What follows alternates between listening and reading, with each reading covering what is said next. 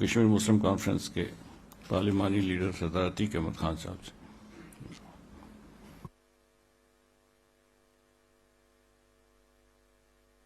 نحمد و نصلی علی رسول الکریم. بہت شکریہ جناب اسپیکر آپ کا بھی اور آپ کے توسط سے ہمارے معزز مہمان جو تشریف لائے اسلامی جمہوریہ پاکستان کے سر ان کے رفقا، ہم ان کو خوش آمدید کہتے ہیں. آج کا دن جو ہے یہ اسلامیہ نے پاکستان کی جموں و کشمیر کے عوام کے ساتھ یکجہتی کا دن ہے، اور اس کی بنیاد رکھنے والے عظیم مرد مجاہد قاضی حسین احمد صاحب کو بھی ہم خراج عقیدت پیش کرتے ہیں، اور اسی کی مناسبت سے مقبوضہ جموں و کشمیر کے شہداء کو خراج عقیدت پیش کرتے ہیں. مزاحمت کاروں کو جو ریزسٹنس موومنٹ کے ساتھ وابستہ ہیں ان کو خراج تحسین پیش کرتے ہیں. ڈاکٹر قاسم آنتو کو، آسیہ اندرابی کو، یاسین ملک کو، جو لوگ ہندوستان کی جیلوں میں زندگی اور موت کی کشمکش میں مبتلا ہیں ان کو خراج تحسین پیش کرتے ہیں.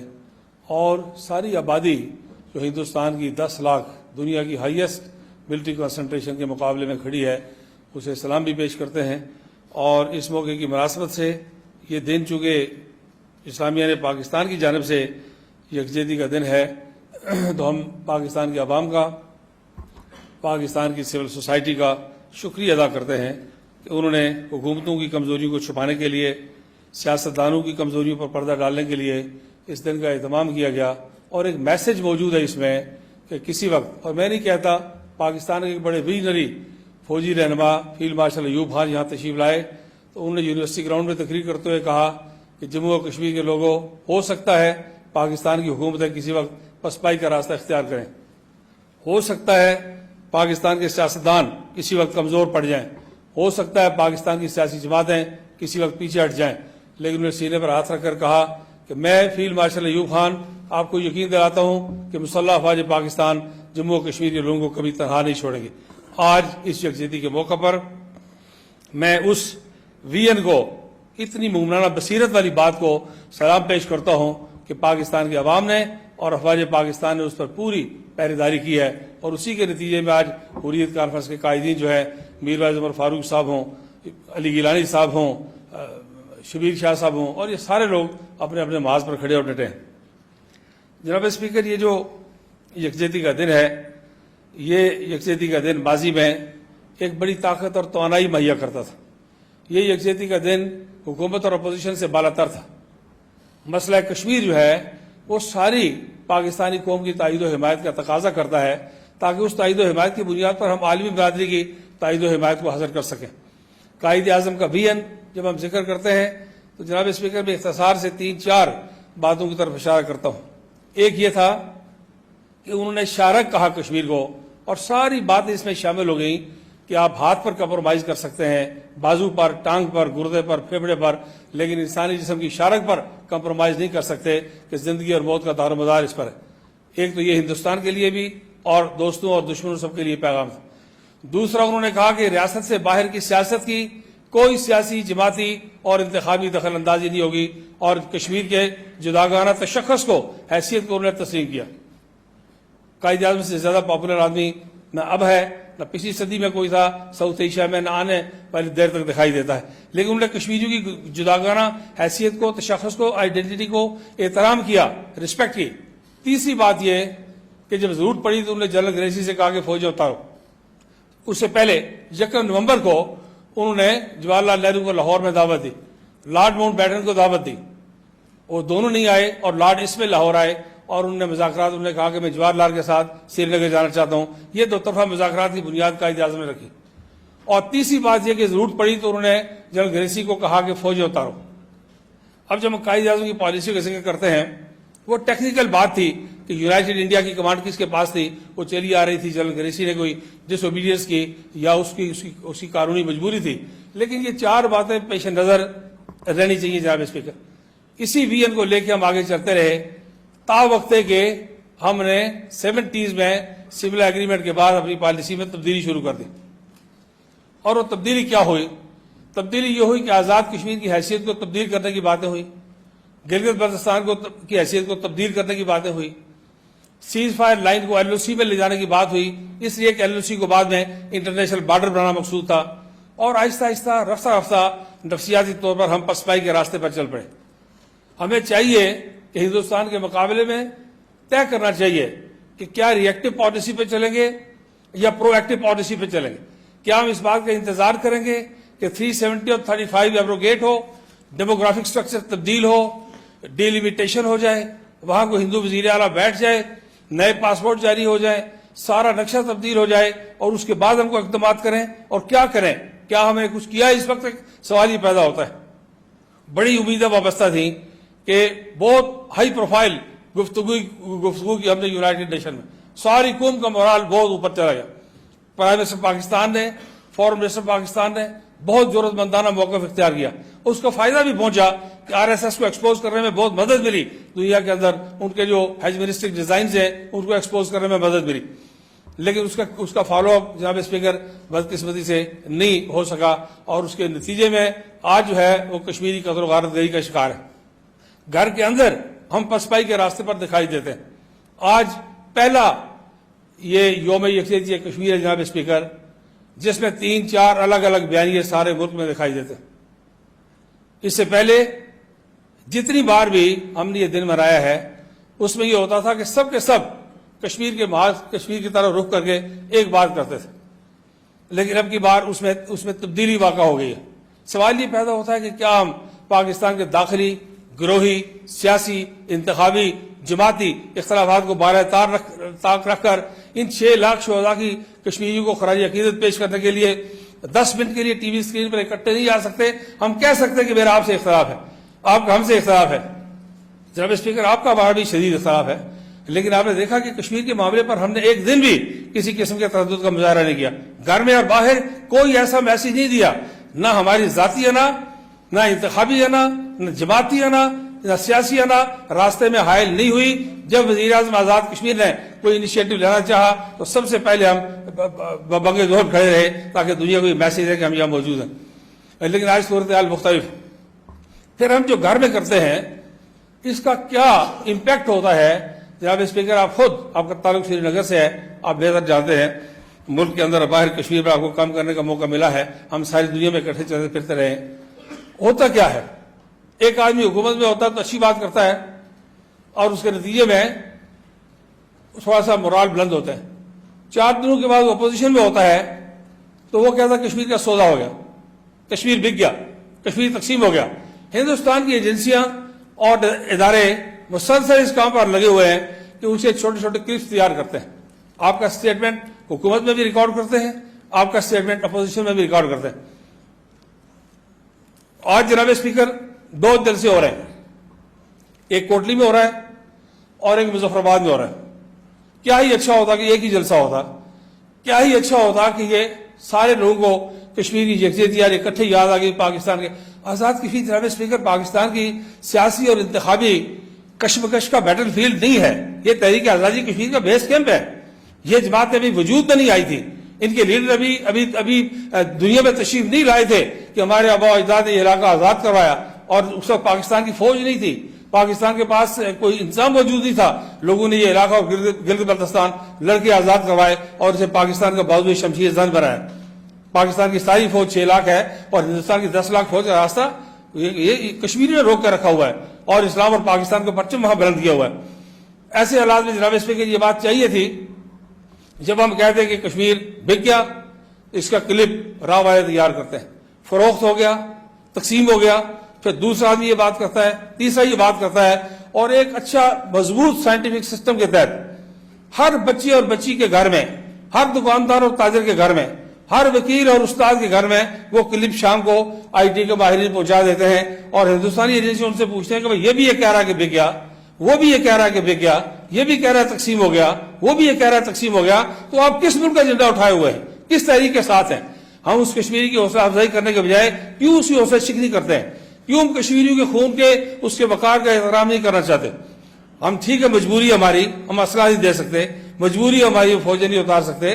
ہمارا بڑا مارل ہماری جو ایک برتری ہے ہندوستان کے مقابلے میں کہ ہم نے آنر کیا ہے انٹرنیشنل کمیونٹی کی باتوں کو, UN ریزولوشنز کو. آج ڈس انفو لیب کی انفارمیشن کے بعد ہندوستان ساری دنیا میں جناب اسپیکر جو ہے وہ ایکسپوز ہو گیا ہے. بلوچستان میں کیا کروا رہا ہے, اندرون سندھ کیا کروا رہا ہے. آزاد کشمیر کے اندر ہم 30 سال سے کہہ رہے تھے کہ خرابی ہو رہی ہے اور گھر میں ڈبیٹ تھی کہ غلط ہے صحیح ہے. ان نے جماعتوں کے نام بتا دیے, لوگوں کے نام بتا دیے کہ یہ را کا پیسہ ہے جو آزاد کشمیر اور پاکستان کے کونے کونے میں چل پھر کے خرابی پیدا کر رہا ہے. تو میں جناب اسپیکر کو اس موقع کے اوپر زیادہ غیر ضروری لمبی بات نہیں کرنا چاہتا, میں اتنی بات کرنا چاہتا ہوں کہ ہمیں قومی بیانیہ تشکیل دینے کی ضرورت ہے. پھر یہ ہے کہ صرف کیا ہم ماتم کریں گے, افسوس کریں گے. آج ہم 5 فروری کو اس پوزیشن میں ہونے چاہیے تھے. چین والنٹیرلی اپنے انٹرسٹ کی بنیاد پر آپ کے ساتھ کھڑا ہے, تو آپ کی اور میری فورن پالیسی کی وجہ سے نہیں کھڑا. بی بی سی نے چائنیز ایمبیسڈر کو جو لندن میں ہے اسے پوچھا کہ آپ کیا پاکستان کے دم پکڑ کے پیچھے پیچھے پھرتے ہیں, تو بڑی خوبصورت بات اس نے کی. اس نے کہا کہ جس طرح اسرائیل آپ کے لیے امپورٹنٹ ہے اسی طرح اس خطے میں پاکستان ہمارے لیے امپورٹنٹ ہے, ہم پاکستان کو کبھی تنہا نہیں چھوڑ سکتے. یہ چائنیز نے اپنا آفیشیل موقف دیا ہے. چائنیز نے ان کو لداخ میں مارا ہے. چائنیز نے برہم پترا ڈیم تیار کرنا شروع کیا ہے جس سے 7 سسٹر کا جو ہے 37 کروڑ لوگوں کا پانی بند ہونے جا رہا ہے اللہ کے فضل و کرم سے. 2 لاکھ ہائیسٹ دنیا کے trained all weather trained soldier انہوں نے لا کے وہاں کھڑے کر دیے ہیں. ہمیں اس صورتحال سے جناب اسپیکر فائدہ اٹھانا ہے.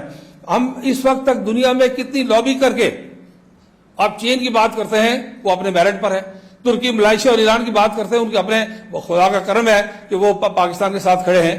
لیکن اس ڈیموگرافک سٹرکچر کی تبدیلی کے بعد کتنے ممالک ہیں جن کو ہم نے راضی کیا ہے کہ وہ اس سے پہلے کی پوزیشن کو قائم رکھیں گے. چائنیز نے آج سے 10 سال پہلے 200 کشمیری طالب علموں کو اسکالرشپ دیے اور انہوں نے انکار کر دیا کہ اسٹیپل ویزا دیں گے. ہم نے اس سے لے کے اس وقت تک کیا کیا جناب اسپیکر؟ ہم کبھی 5 سال وزیر خارجہ کے باہر گزارا کرتے ہیں, کبھی ہم اس کے بعد ایک تقریر کر کے تھک ہار کے لیٹ جاتے ہیں, کبھی ہم 1 گھنٹے کا فرائیڈے کشمیر آور کرتے ہیں اور اگلے جمعے یاد ہی نہیں رہتا کہ اتوار کو کر رہا تھا یا جمعے کو کر رہا تھا. جناب اسپیکر یہ اس پالیسی کو جب ہم ترابی صاحب نے قائد اعظم کی پالیسی کا ذکر کیا ہے, میں کہتا ہوں اسی پالیسی کو اسٹڈی کریں اور یہ دیکھیں کہ جس شخص نے انگریز اور ہندو دونوں کے مقابلے میں یہ شیر کے منہ سے زیرہ نکالنا آسان تھا, پاکستان بڑا مشکل تھا, انہوں نے پاکستان بنا کے لا کے کھڑا کر دیا دنیا کے نقشے پر. پاکستان کمزور ہوا تو اللہ نے پاکستان کی دفاعی قوتوں کو تو توفیق دی کہ ایک ایٹمی ملک بنا دیا, اس خطے کے اندر دنیا اسلام کا پہلا ملک بنا دیا. تو یہ جو میں بات اپنی کچھ زیادہ جمعہ وقت نہیں لینا چاہتا, کئی باتیں ایسی تھیں. وزیر اعظم صاحب ہوتے تو تھوڑی سی اور باتیں بھی کچھ ایسی کرنی تھی. مجھے وہ موجود ہوتے تو مجھے یہ بھی کہنا تھا کہ پاکستان کے بعض سیاستدان اور حکمران اس بات کا جائزہ لیں کہ کیا انہوں نے شملہ معاہدے سے لے کے اس وقت تک ہر 2, 3, 4 سال کے بعد آزاد کشمیر اور گلگت کو سیاسی طور پہ فتح کرنا ہے, بیس کیمپ کو کمزور کرنا ہے, یہاں کی سیاسی نظریاتی اور ریاستی قوتوں کو کمزور کرنا ہے, یا ان کی قبر پر کوئی کتبہ لگے گا جس میں لکھا ہوگا کہ انہیں اپنی ساری سیاسی تاریخ میں کوئی 1 انچ مقبوضہ بھی آزاد کر رہا تھا. ان کی تاریخ میں لکھا جائے گا کہ ان ہر 4-5 سال کے بعد کسی نے آزاد کشمیر پر چڑھائی کی, کسی نے گلگت بلتستان پر چڑھائی کی. جناب اسپیکر یہ بیت المال نہیں ہے, یہ کسٹوڈین پراپرٹی نہیں ہے, یہ خیرات کی جگہ نہیں ہے, یہ کوئی مال بلوں کی سرائے نہیں ہے. یہ ہمارے باپ دادا نے یہ سردار حسن ابراہیم نے ذکر کیا, پاکستان کے بننے سے 3 ہفتے پہلے میری جماعت آل جموں کشمیر مسلم کانفرنس نے صرف ایک قرارداد پاس نہیں کی, پوری 562 ریاستوں کو گائیڈ لائن مہیا کی کہ 3 جون کے پلان کے مطابق یہ قرارداد ہے, great divide of sub continent کے مطابق, اور آگے چل کے یونائٹڈ نیشن کے ریزولوشنز اور مسلم کانفرنس کی قرارداد آپ دیکھیں تو ایک لائن میں وہاں کھڑی ہے. اس لیے میں یہ کہنا چاہتا ہوں, ایک تو قومی بیانیہ تشکیل دینے کی ضرورت ہے, حریت کانفرنس کو اعتماد میں لینے کی ضرورت ہے, کشمیری قیادت کو اعتماد میں لینے کی ضرورت ہے, کشمیر پالیسی کا سرنو جائزہ لینے کی ضرورت ہے, ہندوستان کے فیوچر میں جو اقدامات ہونے جا رہے ہیں ان کو پریمپٹ کرنے کی ضرورت ہے, جو اقدامات ہو گئے ہیں ان کو انڈو کروانے کی ضرورت ہے. ہم اگر انڈو نہ بھی کروا سکیں, آج کمیلا ہارس نے کہا کہ کشمیری تنہا نہیں ہے, آج UN سیکرٹری جنرل نے کہا کہ کشمیر کے معاملے کو حل کرنے کی ضرورت ہے, آج یورپین پارلیمنٹ ڈیبیٹ کر رہی ہے کہ کشمیر کا معاملہ حل کرنے کی ضرورت ہے.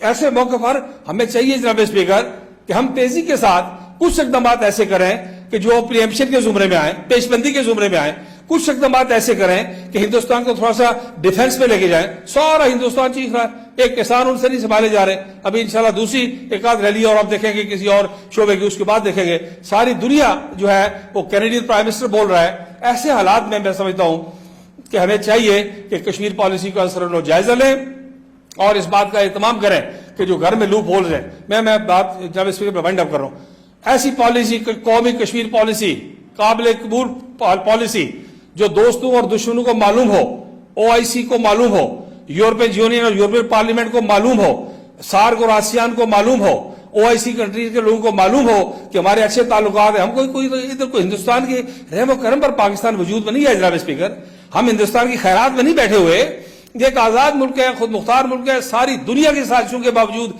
हम खड़े हैं। सारी दुनिया, नेटो फोर्सेस क्या है, सारी दुनिया की बेहतरीन फौजों की टीम है, एक काबुल इस कमरे जितनी जगह है उसमें नाकाम हो गए, और हमारी अफवाज को सारी दुनिया ने देखा कि सारी दुनिया की दहशतगर्दी के मुकाबले में वो कामयाब हो गई। हम एक बाइज्जत मुल्क हैं, बावकार मुल्क हैं, गलतियां और कोताहियां सियासतदानों की हैं, कौम भुगत रही है, हुक्मरानों की है और कौम भुगत रही है, उसको ठीक करने की जरूरत है और कश्मीरी को एतमाद लेके हंसते रहो। आखिरी बात मैं ये कहना चाहता हूं जनाब स्पीकर कि अगर कोई और बेहतर पॉलिसी नहीं बन सकती, कोई और बेहतर बात नहीं हो सकती, तो दो बातें ज़हन में रखने वाली। एक ये कि यूनाइटेड नेशन के रेजोल्यूशंस बेहतरीन रोड मैप हैं जो मसला कश्मीर को मुज़ाकराती हल की तरफ लेके जा सकते हैं, एक बात। और वो भी अगर करने में दिक्कत है, बुनियादें वही है, उनको तर्क नहीं किया जा सकता, तो फिर मैं, हो सकता है बेशुमार लोगों को ये बात नागवार हो, लेकिन मैं खुद भी तहरीक के साथ पूछता पूछते वाबस्ता हूं। मैं ये समझता हूं कि परवेज मुशर्रफ के जमाने में फारूक कठवाड़ी के कश्मीर स्टडी ग्रुप ने जो प्रपोजल्स लॉन्च की थी, सारी दुनिया के श्वासबर्ग और उस वक्त के दुनिया के चोटी के जो लोग थे, कॉन्स्टिट्यूशनल एक्सपर्ट्स थे, उसमें कॉन्फ्लिक्ट रेजोल्यूशन के एक्सपर्ट्स थे, उसमें मौजूद थे, और उसके नतीजे में इंट्रा कश्मीर डायलॉग शुरू हुआ, इंट्रा कश्मीर ट्रेड शुरू हुआ, री आइडेंटिफिकेशन ऑफ रीजन शुरू हुई, सेल्फ गवर्नेंस की बात हुई। कम से कम कश्मीर की आइडेंटिटी, वहादत भी महफूज रहे, आजादी भी मिले, 70 साल से पिछड़े हुए लोग भी आए। ये कोई ह्यूमन राइट्स का इशू नहीं है, ये कोई किसी एक बात का इशू नहीं है कि इसको उस तरफ जोड़ के, ये हक खुद इरादियत का इशू है, कश्मीरियों की जिंदगी और मौत का सवाल है, पाकिस्तान की बका का सवाल है। आज पानी को आप देखते हैं कि अभी जारियत हो रही है।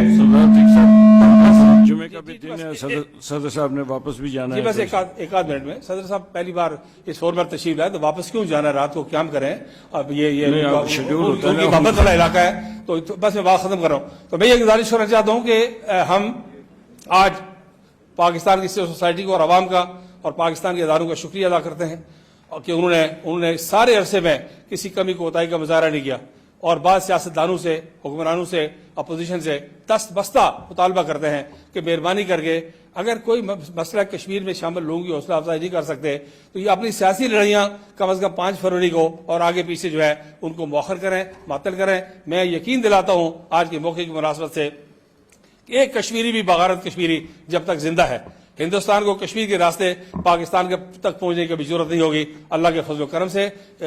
टैगोर ने कहा था कि आप जबर से किसी के हाथ की लाठी छुड़ा सकते हैं, लेकिन किसी के दिल में घूमने वाली नफरत की लाठी नहीं छुड़ा सकते। हर कश्मीरी के दिल में हिंदुस्तान के खिलाफ एक मोर्चा बना हुआ है, मैदान जंग है हर घर, और हर कश्मीरी के दिल में हिंदुस्तान के खिलाफ नफरत की एक लाठी है। आज़ादी की मोहब्बत है, पाकिस्तान की मोहब्बत है, इस्लाम की मोहब्बत है। मेरा यकीन है कि यह सफर रायगान नहीं जाएगा। This is against the law of nature कि 6 लाख लोगों की कुर्बानी रायगान चली जाए। कश्मीर बनेगा पाकिस्तान, पाकिस्तान पाइंदाबाद।